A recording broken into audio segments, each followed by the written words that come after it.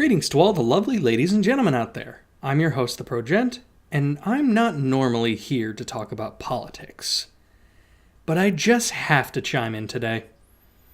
If my years of watching anime and playing video games have taught me anything, it's that space is full of evil monsters that must be destroyed. That's why, starting today, I'm training up to join the Space Force. My training starts with an educational video. Made in Japan, of course. See you in 22 seconds.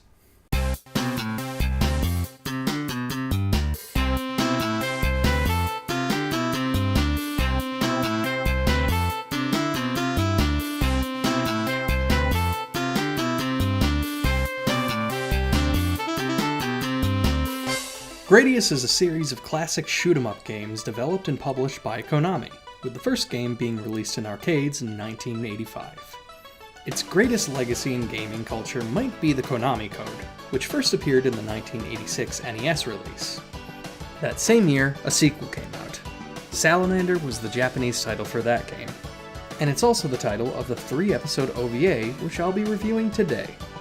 This is also the first time we'll be seeing a Konami franchise this season, but it certainly isn't the last. We'll get to those others later now. Salamander the OVA was released in Japan in 1988 and 1989, but never made it to the US, which, considering the quality of 80s era English dubs, is probably a good thing. Nowadays, the whole thing is available on YouTube, but a few years back, I actually managed to obtain a region-free DVD copy of the OVA, which I've never seen on sale since. It feels like a special piece of my anime collection. But is it worth the trouble? Let's take a look. As you might imagine for a 3-episode anime, the main cast is fairly small. We've got Maverick, Iceman, Goose, and not Richard Garriott. Seriously, how did two separate, unrelated franchises end up with the name Lord British? It's not like we've got a lot of guys out there named Tsar Russian or Prime Minister Canadian. The 3 episodes each follow a different game in the series, with Part 1 being based on Salamander, aka Life Force in North America, Part 2 being Gradius 1, and Part 3 being Gradius 2.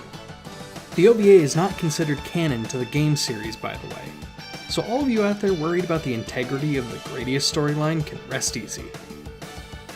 Each episode follows the story of the pilots, Stephanie, Dan, and Eddie, each of whom flies a Vic Viper, the game's iconic spacecraft. In Episode 1, the 3 head to planet Lattice, which is under attack by an alien entity known as Bacterion. They meet with Lord British, the ruler of Lattice, and offer their service, which Lord British wisely accepts since his planet is under attack by a powerful monster, and he needs all the help he can get. Wait, I'm sorry, I meant to say he declines because he's a colossal dickhead and thinks he can handle Bacterion himself. Naturally, this leads to Bacterion kicking the hell out of Lord British until he's finally forced to admit that he needs our hero's help. The lengths to which Lord British goes to be an idiot are astounding. He's like Falco from Star Fox, but somehow more irritating. Thankfully, he gets better. But still, it's excruciating while it's going on. Part 2 acts as a prequel, showing how Stephanie, Dan, and Eddie learned about Bacterion and the threat it poses to their home planet of Gradius. They investigate the wreckage of a spaceship to find a psychic girl that warns them of the encroaching entity, though some of them are less than willing to trust her on word alone, with Eddie being the only one to fully trust her because of his tightening pants. It's in this episode we see what appears to be the controlling force of the Bacterion, which is a weird space brain. After all, only it has the brains to rule Lilith. 2 Star Fox references and a Top Gun reference, hell yeah! The final episode brings Lord British to the planet Gradius to sign a peace treaty, and to try and get Stephanie to marry him, which is made difficult by her kidnapping via dragon. The dragon takes her to the super fortress of the Bacterion, which is disguised as a star, where they intend to turn her into a being of universal destruction. Of course, this means that the Gradian army must rescue her. The biggest positive aspect of the Salamander OVAs is the quality of the space battles. Obviously, the Gradius games are all about spaceships blasting away, and the anime delivers the excitement of the games. The battle sequences in Salamander are excellently animated, especially for their era, and it's very exciting watching the long dogfights between the heroes and the enemy. It's like watching an animated version of a Star Wars space battle, and it's great. On the downside, we have the dialogue, or more accurately, the amount of dialogue.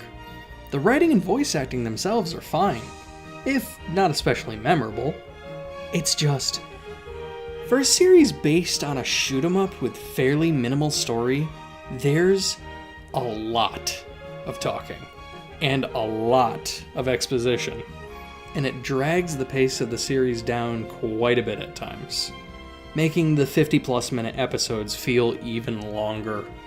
Despite that, I still recommend the Salamander OVAs to anyone who's a fan of space opera stories.